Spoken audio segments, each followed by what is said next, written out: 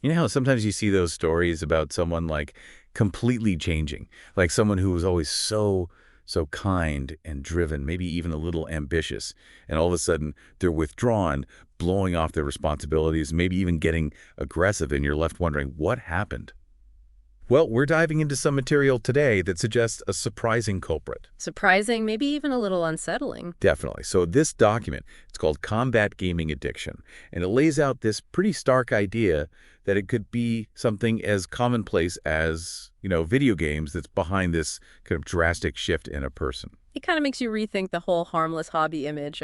Yeah, for sure. I mean, right off the bat, it claims that gaming addiction can actually reshape someone's personality for the worse.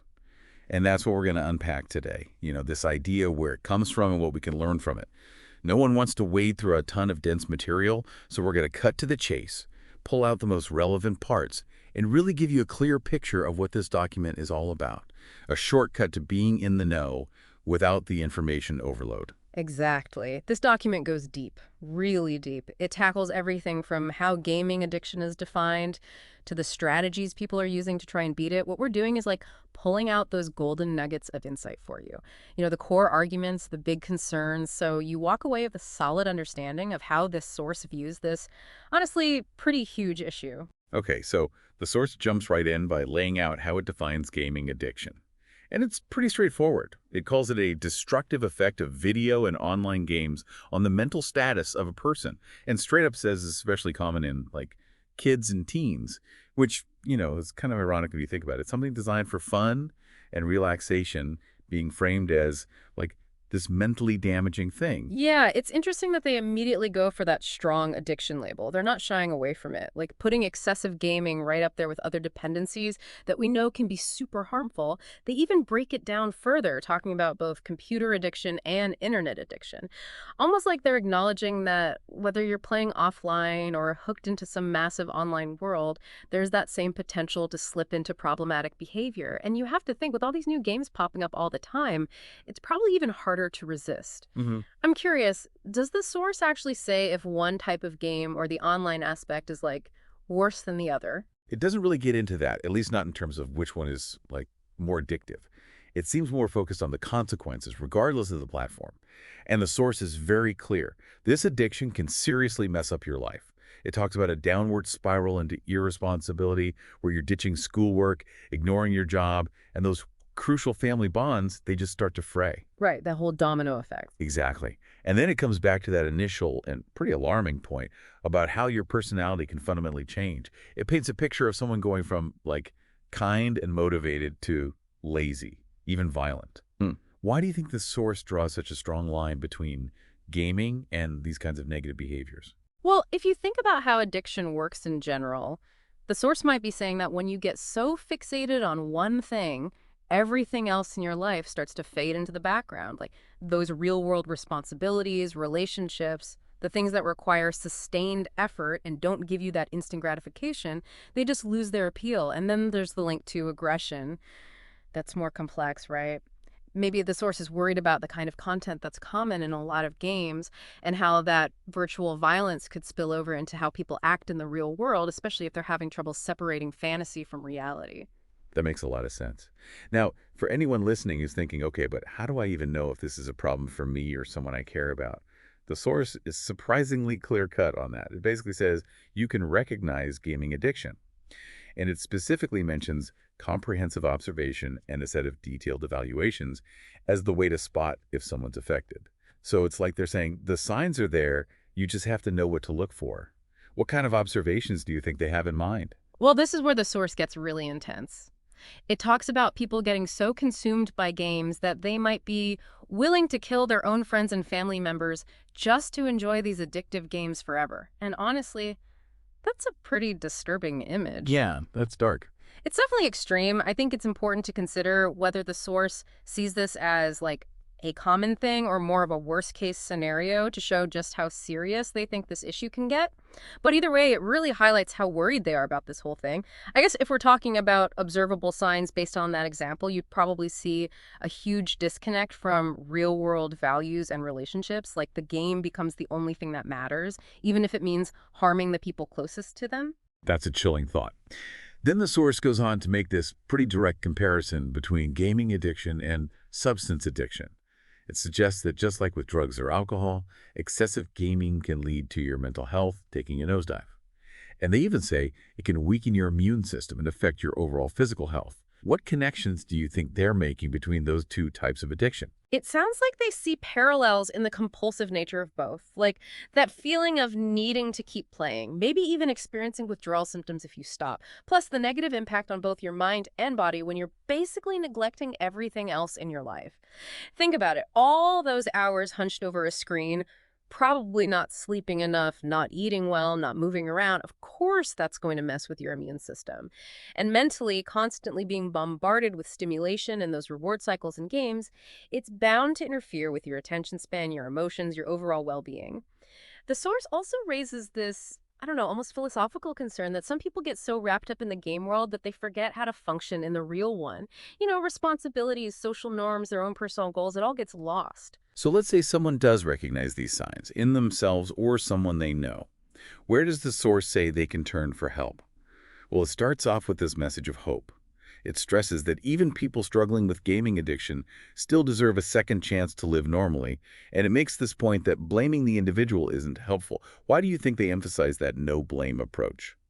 I think when you point fingers, it just makes people defensive, Right. right? It can make them less likely to admit there's a problem and reach out for help. By saying gaming addicts deserve another shot, the source is advocating for a more, I don't know, compassionate approach, one that focuses on recovery instead of punishment. It talks about education and rehabilitation programs as a way to target and ultimately eliminate that overwhelming desire to play. It's not about just putting a Band-Aid on the behavior. It's about tackling the underlying compulsion. And they specifically call out the role of support groups. They say these groups are there to help families and to offer those rehabilitation programs we were just talking about. And their main goal, to actually motivate people to quit for good. It's not just about managing the addiction, it's about breaking free from it entirely. What do you think makes these support groups so valuable for achieving that long-term change? I think it's about community. When you're struggling with something like gaming addiction and your family's struggling with it too, it can be incredibly isolating. But in a support group, you're surrounded by people who get it, who've been there. And I bet just hearing from people who've actually managed to beat this thing can give you hope and some practical strategies for how to do it yourself. I imagine the rehab programs they offer probably involve a mix of therapy, skills building, and techniques for preventing relapse, all aimed at creating lasting change in how you behave and think. It's interesting, the source even gives this concrete guideline. It says, if someone in your family is spending more than 4 hours a day on computer games, you should start paying close attention because that could be a sign of a problem developing. It's like they're giving you a threshold, even if it's a bit arbitrary. Yeah, that's a good point. Then the source dives into why therapy is often so essential. It goes back to that potential harm to your mental and physical health, mentioning things like trouble concentrating and other health issues that can pop up as a result of gaming addiction. It encourages people to do a bit of self-reflection, to look at their gaming habits and ask themselves if anything feels unusual to them. What kind of unusual behaviors do you think they might be hinting at? I think unusual in this context probably means noticing a shift in priorities, where gaming starts taking over other important parts of your life. Maybe you're spending way more time playing than you used to, ignoring responsibilities, getting irritable, or even angry when you can't game, lying about how much you play, or withdrawing from social stuff that you used to enjoy. It all points to the game becoming this central, controlling force in your life. And the source keeps drawing that comparison to substance addiction, saying that the level of dependence can get so high, the potential consequences so severe, that people often need extensive assistance and therapy from the authorities to make a full recovery. It's not something you can always tackle on your own. And they lay out some specific red flags, behaviors that they believe are a clear sign that you need to get professional help. Feeling happy only when you're playing, flying off the handle when someone interrupts your game, having trouble concentrating on anything else, and this one's a bit worrisome, sacrificing essential things like sleep just to keep playing. Those seem like pretty strong indicators that something's not right. Oh, yeah, absolutely. Those signs are basically screaming that the game has become the center of your universe to the point where it's messing with your emotions, your ability to think clearly, even your basic needs. Getting angry when you're interrupted, it's like you see it as a threat to that connection with the game. And sacrificing sleep, That just shows how compulsive the behavior has become. It's a clear sign that the relationship with gaming has become unhealthy, potentially addictive, and that you need professional help to break free. Building on that, the source strongly recommends taking people who are struggling with this addiction to licensed treatment centers, or as we usually call them, rehab centers. They see these facilities as absolutely vital for a real shot at recovery. What do they highlight as the main benefits of going to one of these specialized centers? They really emphasize the expertise you find at these places. They talk about trained staff and the use of extensive therapies to try and create a fundamental shift in the person's mental state, to dampen down that urge to play. It's not just about white knuckling it through withdrawal, it's about getting to the root of the psychological addiction. The source almost paints these centers as like a sanctuary, a safe space with programs tailored to helping people turn their lives around. They even bring up this, I don't know, kind of dramatic point that without these centers, we might see an increase in crime. The idea being that some people might get so caught up in the violence they see in games that they start thinking it's okay to act that way in real life. It's a pretty heavy implication. It is. That blurring of the lines between virtual violence and real-world consequences is a huge concern. And they're very clear. If you see a child especially acting out violently in a way that seems connected to something they've seen in a game, get professional help right away. It really underscores the potential danger they see in all of this. Definitely. And they state it pretty bluntly that gaming addiction is also dangerous for humans, and that if it's not addressed, it can ruin lives. They keep coming back to that idea of people becoming both more aggressive and totally reliant on games, and they tie that to larger societal issues like crime rates. They also voice this concern that if kids are primarily exposed to conflict and resolution through video games, which often have, a pretty messed up sense of morality, they might not develop a clear sense of right and wrong. It's like their moral compass gets skewed. They even say that the whole concept of discipline is fading away, and they partially blame that on the influence of these games. And they point out that while anyone can get hooked, it seems to be more common in men, which probably reflects who's playing games the most right now. Why do you think they connect gaming to this perceived decline in discipline? Well, a lot of games offer this instant gratification and a lack of real-world consequences for your actions, right? Maybe the source is suggesting that spending too much time in that kind of environment can make it harder to stick with things when they get tough, to delay gratification, to follow rules, and be responsible in real life. The structure and clear reward systems of games are so different from the, I don't know, the messiness and complexity of the real world. Maybe that leads to less tolerance for frustration, a weaker sense of responsibility. That's a thought-provoking point. So, given all these potential downsides, what does the source suggest we do to prevent this addiction from taking hold in the first place? They warn that anyone can fall into this trap, and the more you game, the harder it can be to break free. And they make this practical point that completely eliminating computer games isn't really feasible. They're too ingrained in our economy and our culture. So instead, they focus on strategies for managing your gaming habits, for avoiding addiction by making conscious choices and adjustments to your lifestyle. It's about creating a healthier balance. And that advice really centers around building a more well-rounded life, spending quality time with your loved ones, getting active outdoors, actively resisting that urge to play excessively. It's all about moderation. What are some specific things the source recommends for actually putting those ideas into practice? Well, they talk about things like joining outdoor sports clubs, so you're socializing and getting exercise away from screens. They also suggest finding a friend, or even better, a parent who's not into gaming, someone who can support you and help you resist the temptation to play too much. And they circle back to the idea of support groups, pointing out that a lot of them are run by people who've been through this themselves, who've managed to overcome gaming addiction. That peer-to-peer support can be super valuable. Now, let's say someone feels like their situation isn't that severe. Does the source think it's possible to manage things on your own? They do acknowledge that self-management might work for less extreme cases, but they really stress that it takes a lot of patience and determination. It's not an easy fix. Right. They're recognizing that the desire to change has to be strong, and that there will probably be times when you struggle, maybe even slip up. That's why they emphasize patience. It's not enough to just casually want to cut back. You have to be committed to putting in the effort, to changing those ingrained habits and thought patterns. And their advice for those trying to go it alone is pretty direct.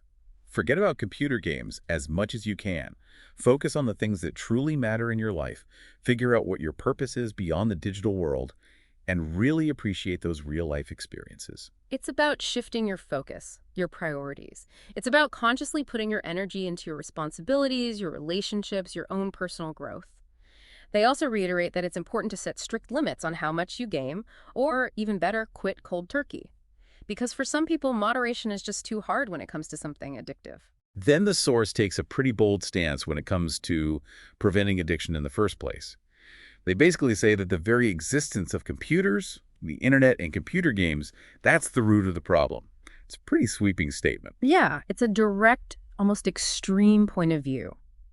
Their logic is that if these platforms and games weren't so readily available, so engaging, the opportunity to become addicted just wouldn't be there. It's like they're pointing the finger at the technology itself. And based on that, their advice for prevention is equally straightforward. I didn't even say radical. The best way to avoid addiction is to simply not play at all, and ideally to not even have computers or internet access easily available at home. It's like they're saying, cut it off at the source. The idea is that if you're not exposed to these games, if you don't experience that initial pull, you won't be tempted to go down that path. It's all about avoidance, about limiting exposure from the get-go. Finally, they talk about this crucial idea of drawing a line with reality. They argue that gaming addiction often involves blurring the lines between the virtual world and real life, and they see that as a dangerous path that can lead to some seriously messed up actions. Why do they focus on this confusion between realities as such a key danger? It comes down to values, morals, laws. The rules of the game are not the rules of real life, and the consequences are vastly different. The source is worried that when people get too sucked into that virtual world, they might start to lose their grip on what's acceptable in reality. They specifically warn against being influenced by the violence you see in games or the idea that it's okay to cheat, because those things have no place in how we treat each other in the real world. They make this clear distinction between the rules of the game, where things like killing and cheating might be allowed, even encouraged, and the basic laws and human rights that govern how we live our lives. Holding on to that distinction, understanding that boundary, is crucial, according to the source. It's what keeps us from acting out those harmful behaviors that come from a warped sense of reality. So let's recap some of the key takeaways from this deep dive into combat gaming addiction. The source takes a pretty hardline stance, comparing the potential impact of gaming addiction to that of drug or alcohol abuse. They talk about damage to your mental and physical health, disruptions to your life, even changes to your personality. And they emphasize the importance of spotting those warning signs early on and seeking support from groups and specialized treatment centers if things get serious. When it comes to prevention, they advocate for a balanced lifestyle, moderation in gaming, and, most dramatically, limiting exposure to computers and games in the first place. And for you listening, think about how this resonates with you. Have any of the points they made you think differently about your own relationship with gaming or the habits of the people around you? Did this source offer any new insights that you hadn't considered before? That's such an important question to ask yourself. And it leads us to this final thought. As our lives become more and more intertwined with these virtual worlds, whether it's for entertainment, social connection, or even work, how do we, as individuals and as a society, make sure we're keeping those boundaries clear, keeping things healthy? What responsibility do we all share, whether it's individuals, families, educators, or even the people creating these games, to make sure we're engaging with technology in a balanced, mindful way so we can avoid these potential pitfalls? It's a complex issue that's only going to become more important as we move forward.